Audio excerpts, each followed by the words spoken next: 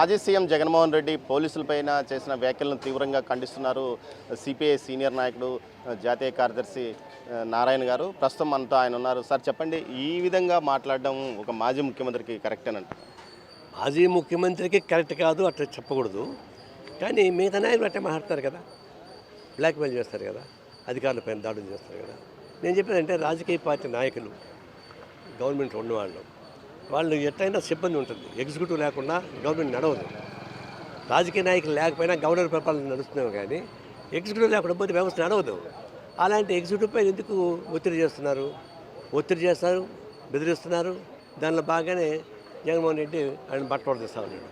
బట్టలు తీసి ఏమొస్తుంది? ఆయనకి ఏముంది అది కూడా ఉంది. ఊరదేశం ఏమొస్తుందా? దాన్ని ఏ గవర్నమెంట్ తరఫున ఉన్నాడు? గవర్నమెంట్ విమర్శించారు మాకు అభ్యంతరంగా.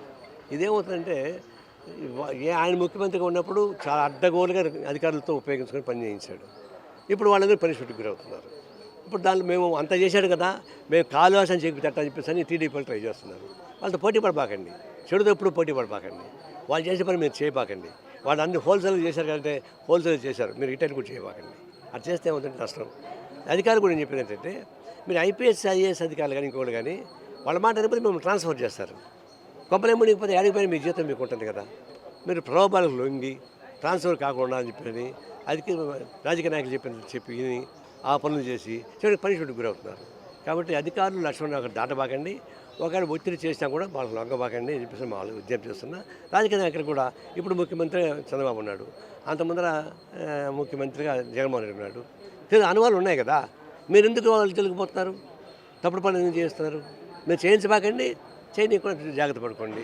అంతేగాని పరుష పదాలతో అధికారం దబాయిస్తే, అధికారం ఉంది కానీ మీరు దబాయిస్తే రేపు తిరిగి అది పట్టకాస్తారు.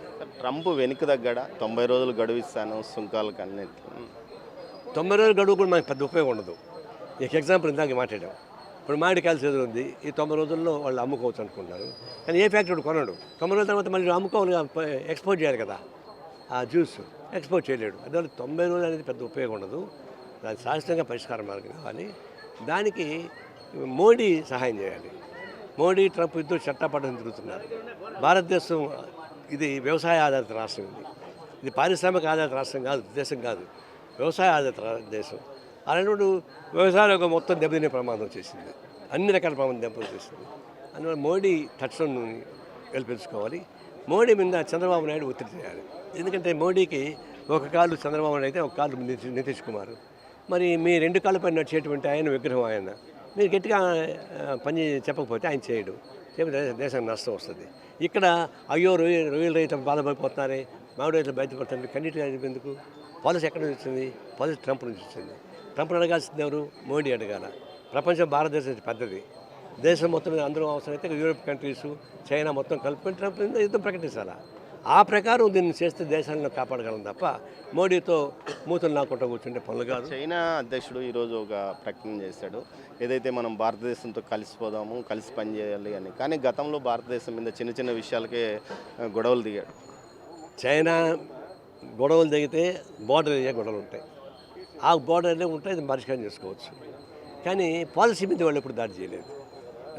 అమెరికాకి బ్లాక్మెయిల్ ఎప్పుడు చేయలేదు. వాళ్ళ ఉత్పత్తులు వాళ్ళు అమ్ముకొని ప్రయత్నిస్తున్నారు, వాళ్ళకి కావాల్సిన వ్యాపారం చేసుకుంటున్నారు.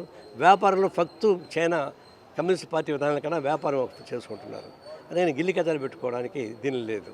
బార్డర్లో కొన్ని తగులు ఉన్నాయి, అది పరిష్కారం చేసుకోవాలి. ఇప్పటి నుంచి ఉంది కాదు, 1964 నుంచి అంత సమస్య ఉంది, అది పరిష్కారం చేసుకోవాలా. కానీ ఆర్థిక వ్యవస్థను ధ్వంసం చేసే పద్ధతులు, బ్లాక్మెయిల్ చేసే పద్ధతి చైనా ఎప్పుడు చేసి చెప్పండి. ఇప్పుడు చైనా ఏముంటుంది? వీళ్ళతో కలిసి ఫైట్ చేస్తూ ఉంటుంది. మరి భారతదేశం, చైనా, యూరోప్ కంట్రీస్ నిలబడి చేస్తే అమెరికా కూడా ఏం చేయలేడు. ఇప్పుడు అమెరికా మీద యుద్ధం చేయడానికి ఉపయోగపడే పద్ధతుల్లో అవకాశం వచ్చింది. దేశాన్ని కాపాడుకుందాం, అమెరికాని కట్టడి చేద్దాం. దానికోసం చంద్రబాబు నాయుడు, నితీష్ కుమార్, మోడీ కలిసికట్టుగా దేశాన్ని కాపాడమని కోరుతా ఉన్నాం. సరే, ఏపీ ప్రభుత్వం అటు సిట్లు వేసింది, మద్యం సిట్టు, అంతకుముందు అనేక రకాల విజిలెన్స్ నివేదికలు అంటూ వేశారు. కానీ ఇప్పటి వరకు 10 నెలలు అయింది, ఒక్కదాని మీద కూడా నివేదిక రాలేదు, అరెస్టు జరగలేదు. అంటే ఇది కేవలం కంటి తుడుపు చర్యగానా, లేకపోతే కావాలని వేశారా? అసలు ఎంక్వైరీలు జరుగుతున్నాయి అనుకుంటున్నా. నేను చంద్రబాబు నాయుడు ముఖ్యమంత్రి అయిన 10 నెలల రోజులకో 2 నెలలకో ఒకసారి కలిసాం. అప్పుడే మాట్లాడాను, ప్రభుత్వం ఎక్కడి నుంచి టీడీపీ ప్రభుత్వం, ఈ కిందంతా వైసీపీ ప్రభుత్వం ఉందని చెప్పాను. ఇప్పుడు కూడా ద్వంద్వ పాలన సాగుతూ ఉంది. కింద లెవెల్లో వైసీపీని గురించి ఏమి మాట్లాడక వీలైన పరిస్థితి వచ్చేసింది. తర్వాత ఈ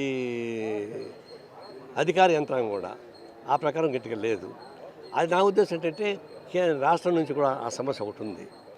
ఎందుకుందంటే ఈరోజు వాళ్ళు తప్పు చేశారు, మళ్ళీ రేపు మనం తప్పులు చేస్తాము. ఎందుకు అనవసరంగా దాని క్లాస్ ఒకటే కదా. ఆవు ఎరుపు నలుపు తెలుపు ఉన్న తెల్లని పాలే ఇస్తుంది. అందువల్ల వీళ్ళు ఇప్పుడు ఇది చేశారు, గట్టిగా పడితే మనకి ఇంకొకటి వస్తుంది ఈ సమస్య.